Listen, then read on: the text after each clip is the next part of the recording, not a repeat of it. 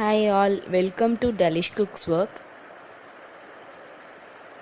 இன்றைக்கி நம்ம பார்க்க போகிறது ஒரு ஸ்நாக்ஸ் ரெசிபி தான், டைமண்ட் கட்ஸ் ஸ்பைசி அண்ட் ஸ்வீட்டில். ஃபஸ்ட் நம்ம ஸ்பைசி டைமண்ட் கட்ஸ் எப்படி செய்யறதுன்னு பார்க்கலாம்.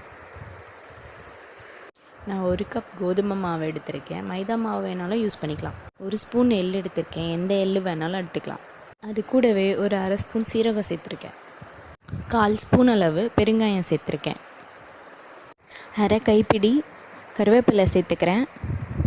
ஒரு மிக்ஸி ஜாரில் கொஞ்சம் கருவேப்பிலை சேர்த்துக்கிறேன். அது கூடவே ஒரு 3 பல்லு பூண்டு சேர்த்துக்கிறேன். காரத்துக்காக 4 காஞ்ச மிளகாய் சேர்த்துக்கிறேன். அது கூட கொஞ்சமாக தண்ணி ஊற்றி நல்லா அரைச்சிக்கிறேன். அரைச்சி வச்ச விழுதையும் அந்த மாவு கூடவே சேர்த்துக்கிறேன். தேவையான அளவு உப்பு சேர்த்துக்கிறேன். கடாயை சூடு பண்ணி அதில் 1/2 ஸ்பூன் அளவுக்கு எண்ணெயை நல்லா சூடு பண்ணிக்கிறேன். காஞ்ச எண்ணெயை அந்த மாவில் சேர்த்துக்கிறேன். உங்களுக்கு வேணும்னா நீங்கள் நெய் கூட யூஸ் பண்ணிக்கலாம். கொஞ்சமாக தண்ணி சேர்த்துக்கிறேன்.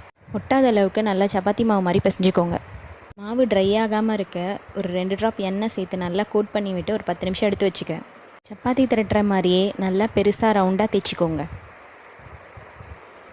ஒரு கத்தி இல்லைனா பீஸா கட்டர் வச்சு டைமண்ட் ஷேப்பில் கட் பண்ணிக்கிறேன். ஒரு தட்டில் மாவு போட்டு அது மேலே கட் பண்ணி வச்சுருக்க டைமண்ட் எல்லாத்தையும் பிரித்து வச்சுக்கிறேன்.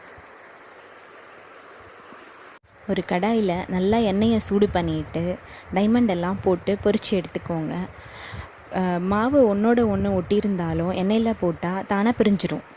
Spicy diamond cuts ready. Sweet diamond cuts எப்படி செய்கிறதுன்னு பார்க்கலாம். 1 கப் அளவுக்கு மைதா மாவு எடுத்துக்கிறேன். கொஞ்சமாக உப்பு போட்டுக்கிறேன்.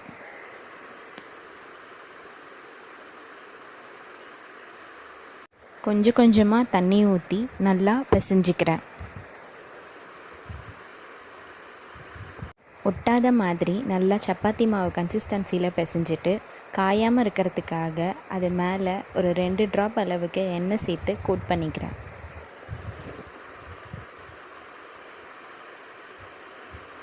ஒரு 10 நிமிஷம் ஊற வச்சதுக்கப்புறமா சப்பாத்தி மாவு மாதிரி திரட்டிக்கிறேன். ஸ்பைசி டைமண்ட் கட்ஸ் எப்படி பண்ணுவோமோ அதே மாதிரி டைமண்ட் ஷேப்பில் கட் பண்ணிக்கிறேன்.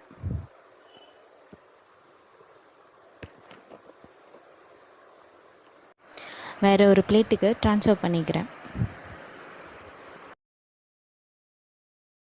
எண்ணெயை சூடு பண்ணிக்கிறேன். எண்ணெய் சூடான உடனே டைமண்ட்ஸை அந்த எண்ணெயில் போட்டு நல்லா 2 பக்கமும் செவக்க விட்டு பொரித்து எடுத்துக்கிறேன். இன்னொரு பேனில் ஒரு டம்ளர் தண்ணி ஊற்றி கொதிக்க விடுறேன். தண்ணி நல்லா கொதிக்கும்போது 1 கப் அளவுக்கு சர்க்கரை சேர்த்துக்கிறேன். சர்க்கரை நல்லா கரைஞ்சி ஒரு கம்பி பதம் அளவுக்கு சர்க்கரை பாகு வந்த உடனே பொரிச்சு வச்சுருக்க டைமண்ட்ஸை சேர்த்து நல்லா கலந்து விட்டுக்கிறேன். Sweet diamond cuts ready.